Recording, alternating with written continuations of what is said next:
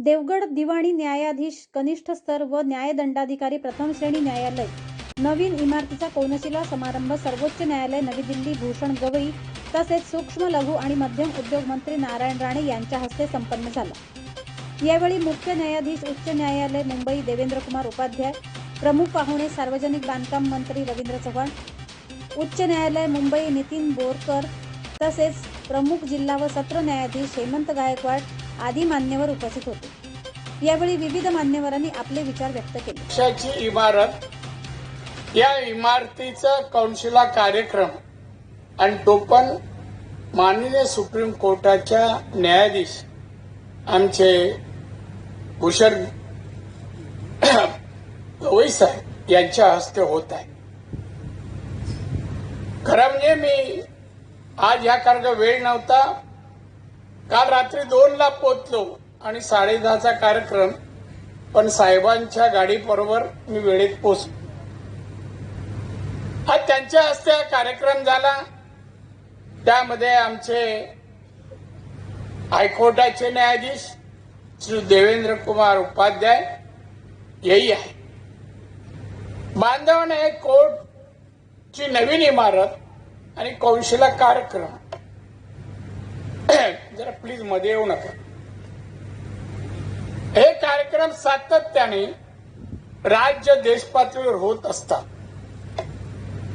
ही प्रशासनाची सतत चालणारी प्रोसेस आहे, पण प्रत्येक गोष्टीमध्ये, वास्तूमध्ये, होणाऱ्या इमारतीमध्ये आपलं हित किती ही ओळखणारी जनता फक्त देवगडमध्ये असल्याने एवढी मोठी संख्या आज उपस्थित आहे। बांधवणं 145 वर्षानंतर इमारत होते आहे।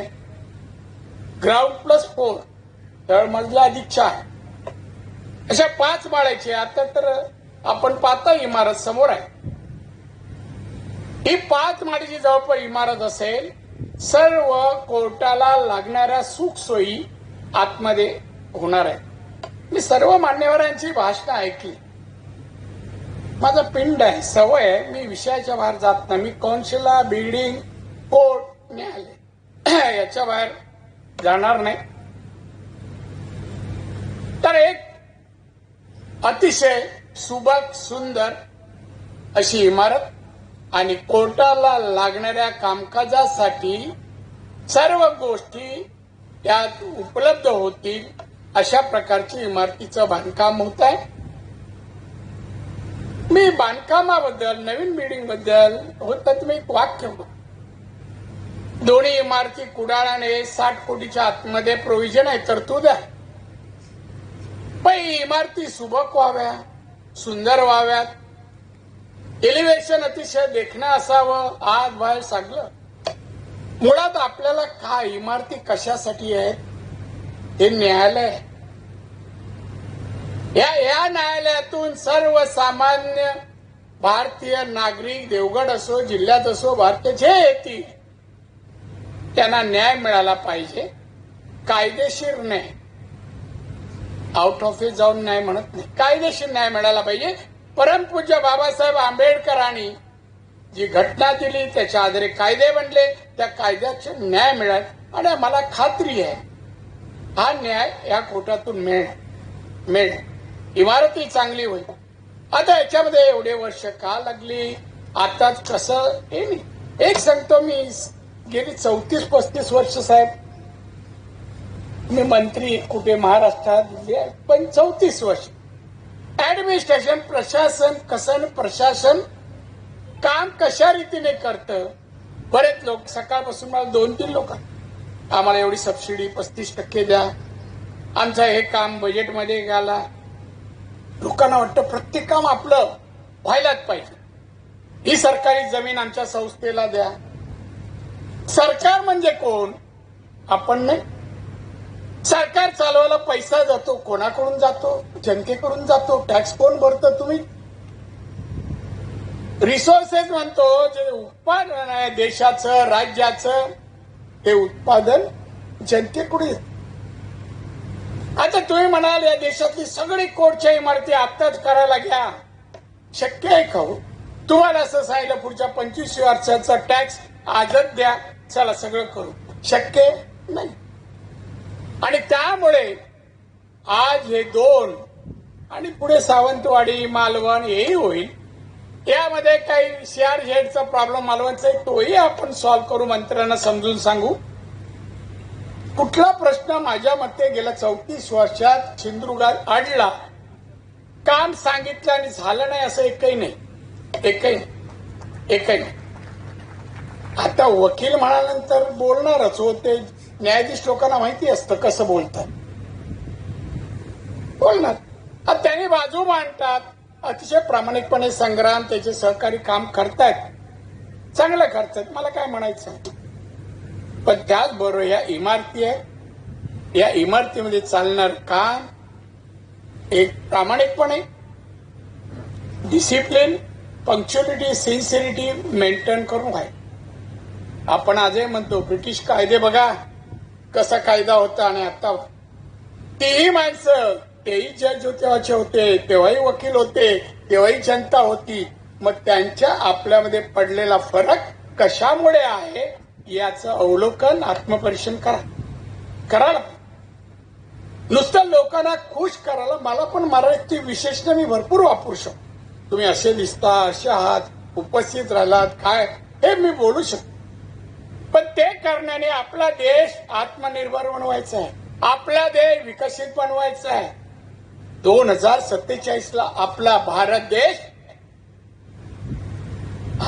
देश जगाच्या पाठीवरील एक विकसित देश, अमेरिका चायना नंतर आर्थिक प्रगत देश आपल्याला बनवायचा आहे. त्या तिथे घेऊन जायचं आहे. त्यामध्ये आपलंही योगदान हवं असे ठरवणारे जर नागरिक असतील आणि आहेत तर आपण 2047 ला नक्कीच आत्मनिर्भर आणि विकसित देश बनवू. मोदींनी जाहीर केलंय. मोदी आले बांधवांना महत्वाकांक्षी माणसं असली तर विकास होतो, त्याला उत्तम उदाहरण मोदी जे आले 2014 जगाच्या अर्थव्यवस्थेमध्ये भारत 10व्या क्रमांकावर होता.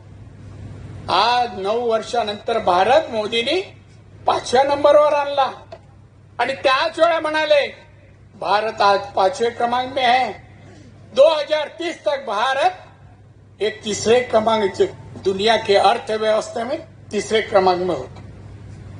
3.5 टाळ्या वाजल्या देशाची प्रगतीबद्दल बोलत असतात. धन्यवाद.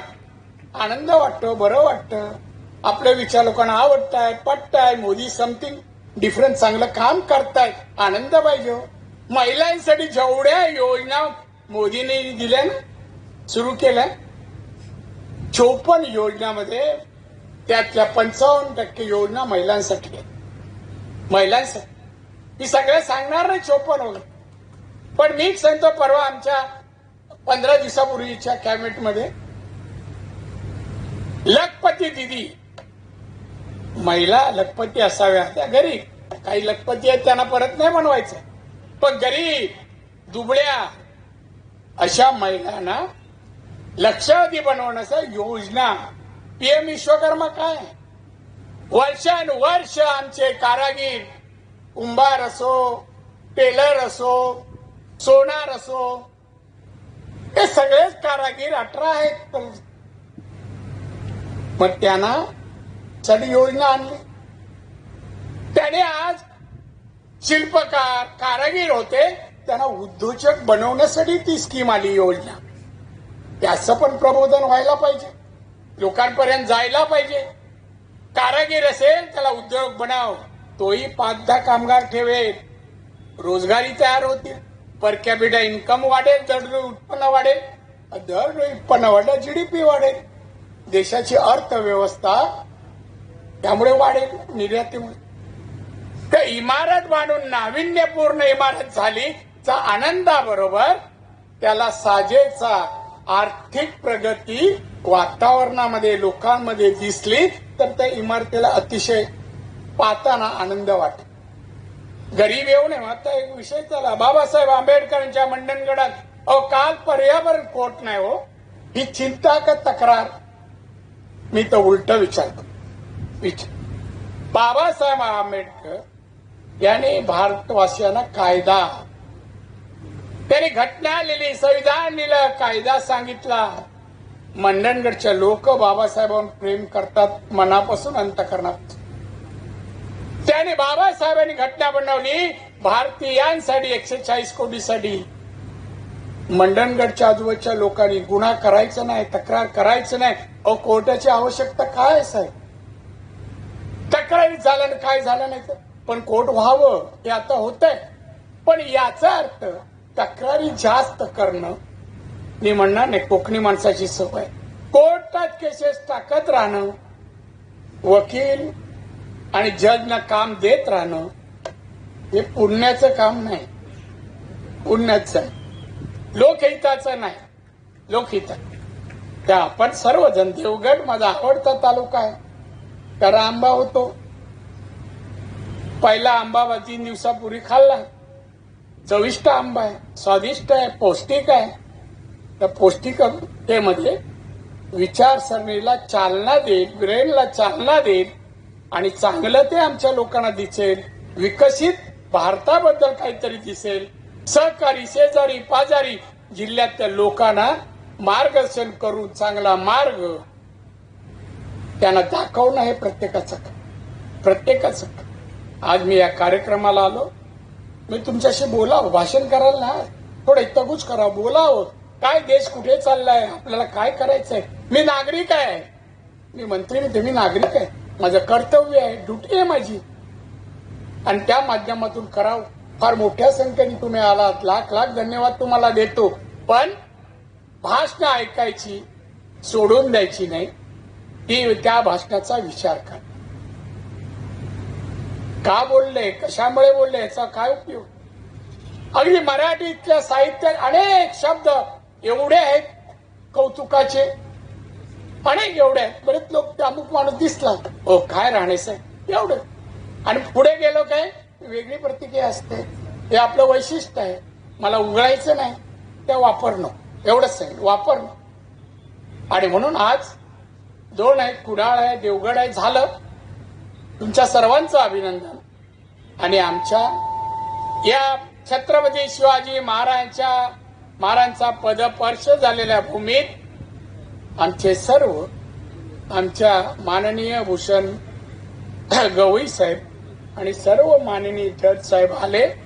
त्यांनी पण आमच्या भूमीला पदस्पर्श केला, आमची भूमी पावन केली. आम्हाला विकासाची दिशा आणि चालना चांगल्या इमारतीच्या माध्यमातून आम्हाला आत्मसात करता येईल. आणि म्हणून त्यांना लाख लाख धन्यवाद देतो. आमच्या इकडे गाव तिथे देवळाच आहे, तिथे कुणकेश्वर. त्या कुणकेश्वराला मी प्रार्थना करतो, या न्याय देवतेच्या मध्ये बसलेले आमचे सगळे सुप्रीम कोर्ट, हायकोर्ट आणि सर्व न्यायाधीश यांना आमच्या कुलदैवत किंवा कुणकेश्वर देवानी, रामेश्वरांनी दीर्घ आयुष्य आणि उत्तम आरोग्य देऊ दे. या देशात न्यायाचा देश भारत देश, विकसित देश भारत देश अशी प्रतिमा जगात होऊ द्या.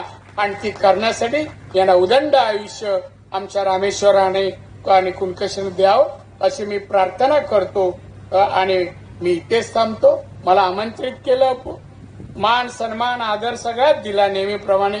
त्याबद्दल तुमचा, देवगडकरांचा आणि वकील लोकांचा मी अतिशय ऋणी आहे. जय हिंद, जय महाराष्ट्र.